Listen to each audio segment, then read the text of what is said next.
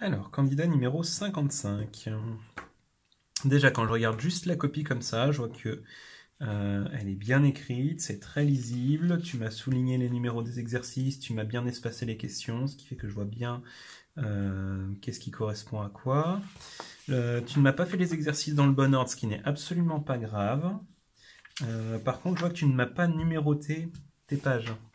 Ce qui fait que le correcteur, il va arriver, il va dire alors exercice 1, exercice 2, exercice 3, et je ne trouve pas l'exercice 4. Donc qu'est-ce qui se passe? Est-ce que c'est le candidat qui ne l'a pas fait, ou est-ce que c'est parce qu'il manque une page? Donc là, j'imagine que tu ne l'as pas fait, et c'est pas grave. Par contre, prends le temps vraiment de numéroter tes pages. Comme ça, si jamais il y a une page qui se perd, on pourra la chercher. Donc on va regarder maintenant exercice par exercice. Premier exercice, les feux de croisement sont mal réglés. Attention au français. Je te rappelle qu'il y a 10 points sur la langue et la rédaction. Car 0,09 sur 5, ça fait 0,018, alors que ça devait être entre 0,015 et 0,02. Alors, ce calcul, il est correct. C'est bien celui qu'on attendait. Par contre, moi, je ne comprends pas trop d'où est-ce que ça sort. Par exemple, le 0,09, il n'est pas du tout dans l'énoncé. Si je reprends l'énoncé, là, j'ai remis les informations qu'on avait. Donc là, je vois que tu m'as fait une soustraction, en fait, ici, entre 0,7 et 0,61 pour me trouver ce qui manquait. Mais tu m'as pas écrit que tu faisais une soustraction. Donc là, ça arrive, on ne sait pas trop d'où ça sort. Donc là, au niveau de la rédaction, il manque des éléments. Et ensuite, je suis pas d'accord avec ta conclusion. C'est-à-dire que tu trouves 0,018 et tu me dis que ça devrait être entre 0,015 et 0,02. Eh bien, moi, je te dis, donc c'est bon. Parce que regarde, 0,02, si on veut l'écrire avec 3 chiffres après la virgule, histoire que ce soit plus clair, ben, ça fait donc entre 15 millièmes et 20 millièmes. Et là, on est à 18 millièmes, donc on est quasiment au milieu. Donc vraiment, on est bien réglé. D'accord? Donc là, il y a là, c'est pas vraiment une erreur, mais il manque des éléments. Et ici, par contre, c'est une erreur sur l'encadrement. Donc c'est noté sur 4 points. Je vais te mettre la moitié des points. Ce qui est assez généreux. Je ne suis pas sûr que le jour du brevet, on te donne les 2 points là-dessus.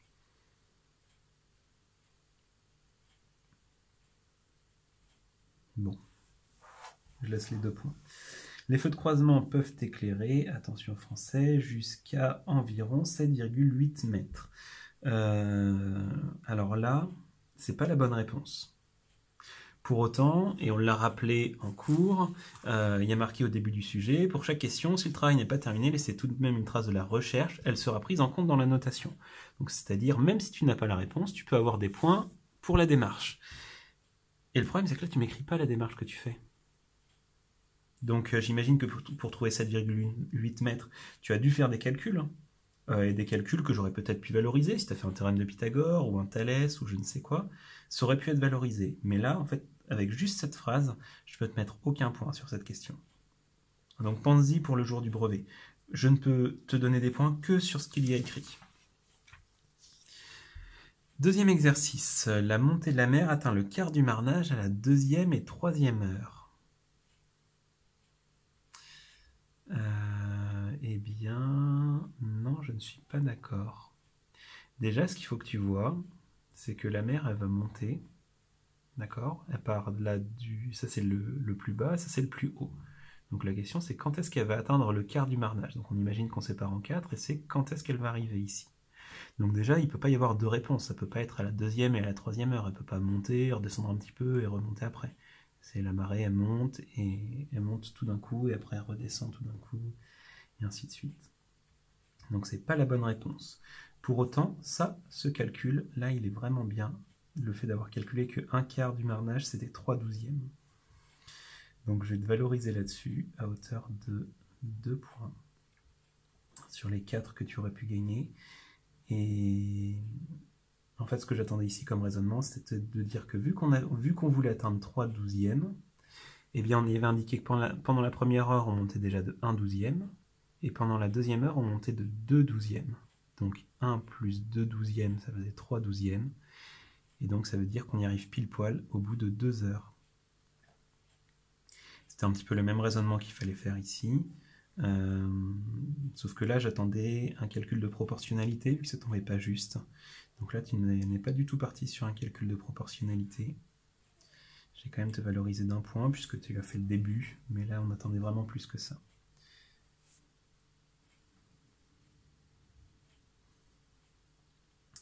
Troisième exercice, on doit utiliser des panneaux de 10 cm de côté. Alors ça, oui, je suis d'accord. Mais tu n'as pas entièrement répondu à la question. Alors c'est vrai que cette question a été posée de façon un petit peu bizarre.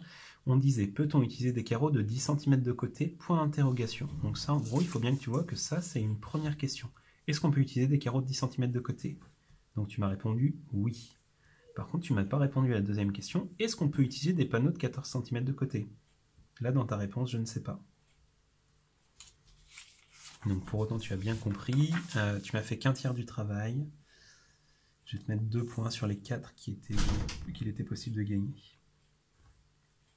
Deuxième question. Toutes les tailles possibles sont 10, 12, 15, 16 et 20. Je suis presque d'accord avec toi. 10, je suis d'accord. 12, je suis d'accord.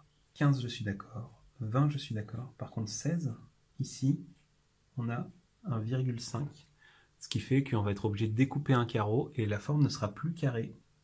Donc pour 16, je ne suis pas d'accord avec toi.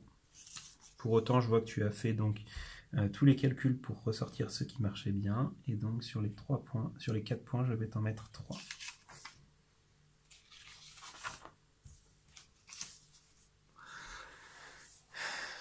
La question 3, c'est vraiment dommage ce que tu me réponds, parce que c'est la bonne réponse. Effectivement, on va utiliser 76 carreaux bleus. Et tu me donnes aucun détail. Et je te rappelle que le jour du brevet, ce qui est évalué, c'est la démarche. Donc là, tu as la bonne réponse et tu ne m'écris pas ta démarche. Ce qui fait que je ne peux pas te donner les 4 points. Normalement, je devrais t'en donner 0.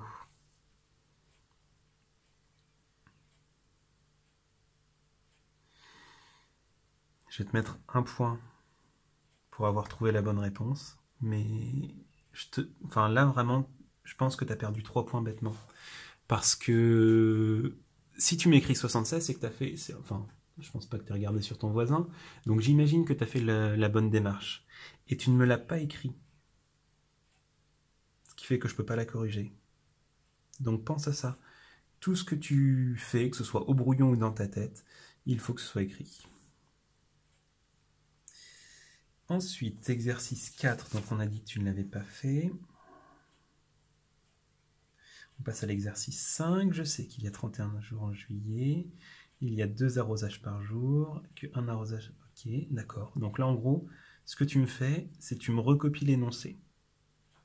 C'est pas indispensable. Si jamais ça t'aide, tu peux le faire. Mais par contre, moi, je ne m'attends pas à ce que tu me recopies l'énoncé. Je préfère que tu me montres bien les calculs. Et justement, au niveau des calculs, de nouveau, tu m'écris ton résultat sans aucun calcul. Et ça, c'est vraiment dommage. Parce que de nouveau, je ne vais pas pouvoir te mettre les points, alors que j'imagine que tu as fait une démarche qui était en partie juste. Alors, ce n'est pas le bon résultat. Le bon résultat, c'était 297 600. Donc, tu trouves trop. Mais, à mon avis, j'aurais pu te valoriser des choses si tu m'avais écrit tes calculs.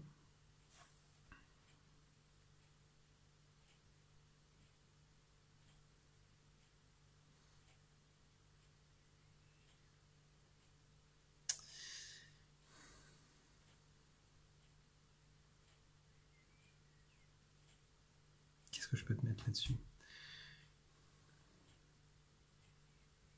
Je vais te mettre 1 point parce que ta phrase elle est bien construite, que tu as pensé à me mettre l'unité, mais je suis pas sûr. Et dans tous les cas, à mon avis, vu ce que tu as fait au brouillon, c'est vraiment dommage de repartir avec un seul point. 6e exercice. Donc, la fréquence cardiaque de Chris lors du départ de la course est environ 52 battements par minute. Ok. Je pourrais préférer que tu m'écrives environ en lettres, vu qu'on était dans une phrase en français. Mais j'accepte ta réponse, c'est la bonne réponse. Le maximum de la fréquence cardiaque atteinte par Chris au cours de la course est environ 160 battements par minute. Oui. La durée de la course est de 53 minutes. Super, très bonne idée d'avoir fait un schéma.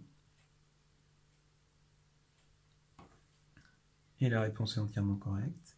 Sa vitesse moyenne est de 8,03 km. Alors, ici, la vitesse, elle peut être que en km par heure. Kilomètres, c'est pour les distances.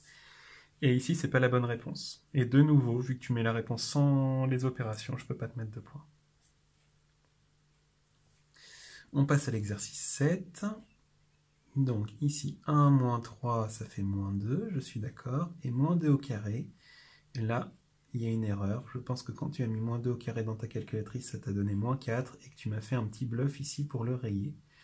Et d'où vient l'erreur? C'est que tu as oublié de mettre des parenthèses. D'accord? Puisque le carré, si on ne mettait pas les parenthèses, il s'appliquait juste au 2. C'est-à-dire c'était moins 2 au carré. Tandis que si on met les parenthèses, ça veut dire qu'on prend le résultat d'avant, moins 2, et on le met au carré. Donc on va faire moins 2 fois moins 2, au lieu de moins 2 fois 2. Je vais te mettre 2 points sur les 3. 5 au carré, ça fait 25. 25.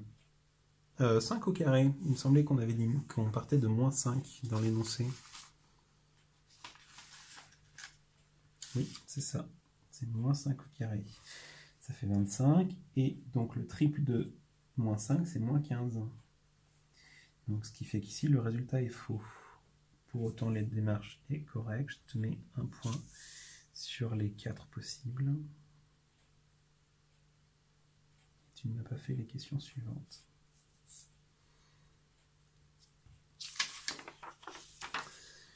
Alors, au niveau de la rédaction, ce qui est très positif, donc, c'est la lisibilité, la présentation, le fait que tu aies fait l'effort ici de me faire un petit schéma pour m'expliquer. Là où c'est un petit peu moins bien, c'est au niveau du français, notamment au niveau des pluriels. Visiblement, tu oublies souvent les pluriels, donc ce que je t'encourage à faire pendant le brevet, c'est de prendre du temps à la fin de l'épreuve pour relire et en surveillant uniquement les pluriels. Déjà, ça te permettra d'éliminer pas mal d'erreurs. Au niveau de la rédaction, il y a aussi beaucoup de manques, comme on a vu, c'est-à-dire des réponses sans les calculs. Donc ça va forcément être pénalisé.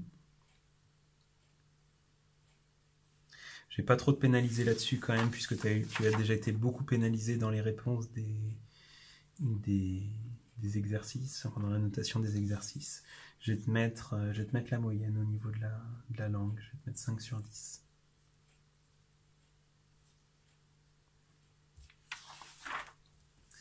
Ce qui nous fait donc un total de 5, 10, 12, 16, 23, 26, 26, 31.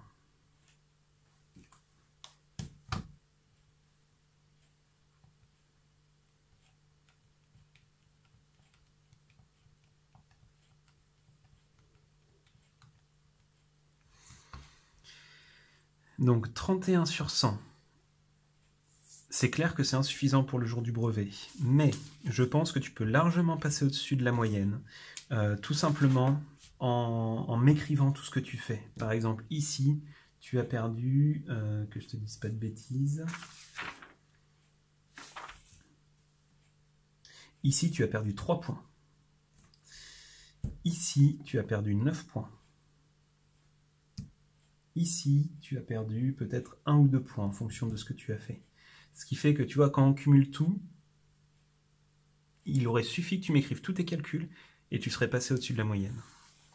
Donc je t'encourage vraiment à retenir ça et à bien t'appliquer sur la rédaction le jour du brevet. D'ici là, pense à réviser un petit peu le calcul de moyenne, histoire d'être sûr de ne plus faire d'erreurs, et les théorèmes de géométrie.